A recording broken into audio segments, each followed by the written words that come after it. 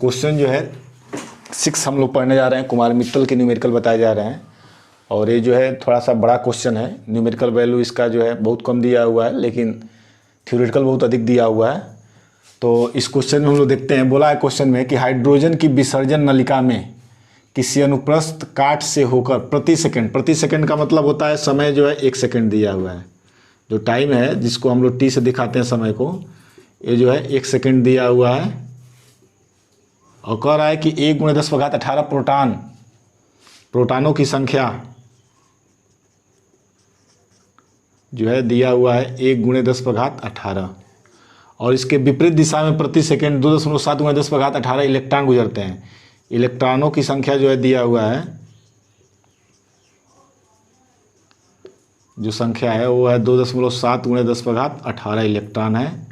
इस विसर्जन नलिका में कितनी धारा है, धारा पूछ रहा है, अर्थात विद्युत धारा आई का मान जो है क्वेश्चन मार्क है। करा यदि नलिका के सिरों पर विभवांतर 220 वोल्ट हो, विभवांतर को भी से दिखाया जाता है और ये जो है न्यूमेरिकल वैल्यू दिया है 220 वोल्ट है, तो प्रभावी प्रतिरोध ज्ञात करना है। प्रतिरोध का मतलब R, इतना जो है न्यूमेरिकल वैल्यू दिया हुआ है। तो सबसे पहले हमें I निकालने के लिए, I मतलब धारा, I बराबर होता है Q/T, आपने फार्मूला पढ़ा होगा। इसी फार्मूले का अगर यूज किया जाए तो I को धारा बोला जाता है और Q को आवेश बोला जाता है। यहाँ पर जो है 2 तरह के आयन है, एक जो है ऋण आयन है, यहाँ आप देख रहे इलेक्ट्रॉन पर ऋण आयन होता है और इलेक्ट्रॉन जो है ऋण आवेशित होता है, प्रोटॉन धनावेशित होता है। अर्थात यहाँ पर 2 तरह के आवेश हैं, तो हमको कुल आवेश निकालना पड़ेगा। तो कुल आवेश निकालने के लिए हमें चाहिए धन पल है और दूसरा है ऋण। इन दोनों आयनों पर कुल आवेश हमको निकालना पड़ेगा, जिसको हमने Q से शो किया है और T का मतलब जो है टाइम होता है, जिसको समय कहा जाता है। तो यहाँ पर जो है समय हो जाएगा। अब धारा निकालने के लिए पहले हम लोग जो है धन आयनों पर कुल आवेश निकाल लें। तो आवेश निकालने का तरीका होता है, मैंने बताया था Q = Ne, एक फार्मूला होता है। तो आवेश निकालना हो तो जो भी कण है, अगर धन प्रोटॉन है तो प्रोटॉनों की संख्या गुणे 1 प्रोटॉन पर आवेश। तो अगर हमको धन वाला निकालना है तो पहले अगर धन वाला निकालना है तो धन का मतलब प्रोटॉन होता है, और प्रोटॉन निकालना हो, प्रोटॉनों पर आवेश निकालना हो तो लिखेंगे प्रोटॉनों की संख्या गुणे प्रोटॉन पर आवेश, माने 1 प्रोटॉन पर आवेश। इसी तरह ऋण पर निकालना है तो प्लस कर देंगे ऋण आवेश वाला पर, तो लिखेंगे इलेक्ट्रॉनों की संख्या गुणे 1 इलेक्ट्रॉन पर आवेश, 1 इलेक्ट्रॉन पर आवेश और बट्टा टोटल क्या है, समय। अब इसके नीचे जो है, अब नीचे जो है जगह नहीं है, नीचे जगह की कमी है। तो अब इसको क्या करते हैं हम लोग, इस साइड का जो है डाटा आप लोगों ने नोट कर लिया होगा, इस डाटा को हम लोग मिटा दे रहे हैं। यहाँ से इस डाटा को मिटा दिया जा रहा है। इसी जगह में हम लोग को जो है न्यूमेरिकल लगाना है। उसके बाद अगर धारा निकालना है तो मैंने बताया धारा = अब यहाँ पर आप देखिए प्रोटॉनों की संख्या जो क्वेश्चन में लिखा हुआ है 1 × 10⁻18 गुणे प्रोटॉनों की संख्या जो है, थोड़ा सा बड़ा कर दे रहा हूँ, साफ स्पष्ट दिखाई दे। यहाँ पर प्रोटॉनों की संख्या दिया हुआ है 1 × 10⁻18 और गुणे 1 प्रोटॉन पर आवेश होता है 1.6 × 10⁻19 प्लस उसके बाद है इलेक्ट्रॉनों की संख्या, ये क्वेश्चन में दिया हुआ है 2.7 × 10⁻18 और 1 इलेक्ट्रॉन पर आवेश होता है 1.6 × 10⁻19 और बटा टाइम जो है प्रति सेकंड का मतलब 1 सेकंड टाइम दिया हुआ है। या धारा = अगर आप इसको ध्यान से देखें तो 1.6 का गुणा 1 में किया जाएगा तो 1.6 होगा और प्लस 18 है और यहाँ पर -19 है तो इसको लिख सकते हैं -1 प्लस। अब यहाँ देख रहे हैं 2.7 है गुणे 1.6, तो 2.7 गुणे 1.6 और यहाँ पर भी 19 में से 18 घटाएंगे तो 10⁻1 हो जाएगा। नीचे 1 है तो 1 का कोई मतलब होता नहीं है। तो धारा = आप देख रहे हैं यहाँ पर 10⁻1 यहाँ पर भी कॉमन है, 10⁻1 यहाँ पर भी है, यानी कॉमन हो जाएगा 10⁻1 कॉमन, तो यहाँ पर बचेगा 1.6 और प्लस यहाँ पर है 2.7 × 1.6, यानी 2.7 में जब 1.6 का हम लोग गुणा करेंगे तो गुणा करने पर आता है 4.32 ये जो है कैलकुलेशन से आप इसको गुणा करिएगा तो इतना आएगा। अब उसके बाद जो है अब हम लोग क्या करना है, इन दोनों को जोड़ना है। तो आपको मैं यहाँ पर अब दिखा दे रहा हूँ 4.32 में 1.60 आप जोड़ेंगे तो 2 6 3 9 5 यहाँ पर यानी 5.92 आ जाएगा।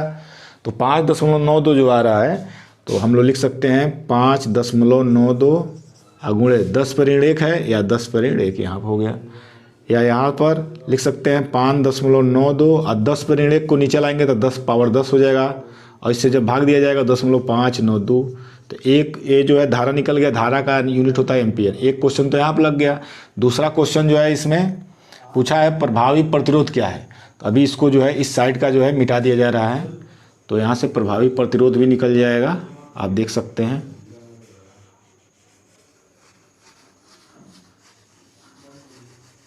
प्रभावी प्रतिरोध भी हमको निकालना है। प्रतिरोध का मतलब R, आपको मालूम है V बराबर आई आर होता है तो यहाँ से R बराबर V बटा आई हो जाएगा, यहाँ पर स्मॉल आई रहेगा। तो R बराबर वोल्टेज यहाँ पर दिया हुआ था विभवांतर 220 और I का मान जो है 0.592। अब आपको मालूम है दशमलव नीचे है 3 अंक के बाद, इस दशमलव को हटाने के लिए हम लोग क्या करते हैं, 1 अंक 2 अंक 3 अंक के बाद है तो यहाँ पर 1000 से जो है ऊपर भी गुणा नीचे भी 1000 से गुणा कर देंगे तो R बराबर हो जाएगा 220 000 और है 1 2 3 और ये हो जाएगा 592। अब जो है इससे अगर हम लोग डिवाइड करें तो ये आप जब डिवाइड करेंगे तो ये आता है 371.62। आप भाग दे सकते हैं 371.62 या इसी को लगभग 372 ओम कह सकते हैं। ये जो है इस क्वेश्चन का आंसर हो गया। हम लोग जो है कुमार मित्तल के क्वेश्चन को पढ़ रहे हैं, न्यूमेरिकल वैल्यू को। और यहाँ पर आप देख रहे हैं क्वेश्चन में कह रहा है कि हाइड्रोजन परमाणु में इलेक्ट्रॉन नाभिक के चारों ओर प्रति सेकंड 6 गुणे 10⁻15 चक्कर लगाता है। वृत्ति पथ में धारा का मान क्या होगा। ध्यान दीजिए, कह रहा है कि हाइड्रोजन परमाणु में जो इलेक्ट्रॉन है, यहाँ पर मैं इलेक्ट्रॉन बना दे रहा हूँ, तो जो है नाभिक के चारों ओर प्रति सेकंड, ध्यान दीजिएगा, प्रति सेकंड 6 गुणे 10⁻15 चक्कर लगाता है। यहाँ पर दिया है 6 गुणे 10⁻15 चक्कर। कह रहा है प्रति सेकंड माने 1 सेकंड में इतना चक्कर लगाता है। तो आपको मालूम होना चाहिए, थ्योरी अगर आपने पढ़ा है, 1 सेकंड में चक्करों की संख्या को हम लोग आवृत्ति कहते हैं। अर्थात ये आवृत्ति दिया हुआ है जिसको हम लोग फ्रीक्वेंसी कहते हैं और इसको एफ से शो करते हैं, यानी ये आवृत्ति दिया हुआ है। कह रहा है वृत्ति पथ में धारा का मान ज्ञात क्या होगा। तो धारा आपको निकालना है, अर्थात आई निकालना है, और यहाँ पर फ्रीक्वेंसी अर्थात आवृत्ति दिया हुआ है तो हमको आई निकालना है। इस क्वेश्चन में आई निकालने के लिए आपको मालूम है कि I इक्वल टू, पहले यहाँ पर मैं लिख दे रहा हूँ, I इक्वल टू फार्मूला होता है Q बाई टी, और यहाँ पर आपको मालूम है I बराबर Q इक्वल टू होता है NE बटा T, ये होता है। और इसमें आपको यहाँ पर जो टाइम दिया हुआ है, ये जो टाइम है इसको हम लोग आवर्तकाल के बराबर मानेंगे, क्योंकि एक चक्कर लगाने में लिया गया समय जो होता है वो किसी कण का आवर्तकाल माना जाता है। तो ये जो टी है यहाँ पर हम लोग कैपिटल टी यूज करेंगे, अर्थात इसको आवर्तकाल कहते हैं। तो यहाँ पर आई इक्वल टू लिख सकते हैं NE और कैपिटल टी, स्मॉल टी की जगह पर कैपिटल टी यूज कर सकते हैं। और यहाँ पर कुछ बगल में नहीं है तो बाई 1 × 1 कर सकते हैं, इससे कोई मान में जो है अंतर नहीं आता है।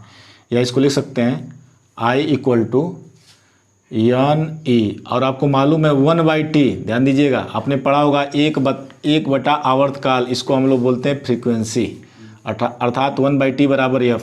तो देखिए यहाँ से 1/T है तो इसको लिख सकते हैं F। तो I इक्वल टू हो जाएगा, N का न्यूमेरिकल वैल्यू यहाँ पर दिया हुआ है। यहाँ पर N का मतलब फ्रीक्वेंसी आपको नहीं मानना है, यहाँ पर N का मतलब जो है इलेक्ट्रॉनों की संख्या से मतलब होता है। तो एक इलेक्ट्रॉन चक्कर लगा रहा है तो 1.6 गुणे 10 यहाँ पर, हाँ यहाँ पर आप ध्यान देंगे N क्वेश्चन में दिया हुआ है तो यहाँ पर इलेक्ट्रॉन 1 है तो N के जगह पर 1 कर देंगे। E का मान होता है 1.6 गुणे 10⁻19, अर्थात इलेक्ट्रॉन पर आवेश यही होता है। और F माने फ्रीक्वेंसी अर्थात आवृत्ति, तो आवृत्ति दिया था 6 गुणे 10⁻15, या इसको लिख सकते हैं I इक्वल टू 1.6 है यहाँ पर, इसमें 6 से गुणा करता है। आपको मालूम है 16 का गुणा 6 में करेंगे तो 96, यानी 9.6। और 19 माइनस है, यहाँ 15 है, तो ये हो जाएगा 19 में से 15 घटाएंगे तो ऋण 4। तो आई का जो न्यूमेरिकल वैल्यू अभी आया है यहाँ पर 9.6 गुणे 10 पर ऋण 4 आया है। और ये जो है एम्पियर में दिया हुआ है, ये जो है एम्पियर में है।